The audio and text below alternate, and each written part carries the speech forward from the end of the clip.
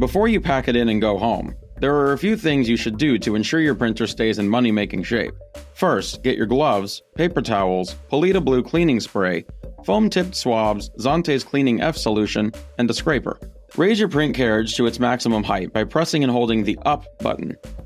Once it's as high as it'll go, soak a foam swab in F solution and using the flat side, swab one of the back print heads clean with 3 even strokes. Flip the swab to its clean side and do the same to the other back print head. Using the same swab, clean the impact bars and the surrounding areas of the undercarriage.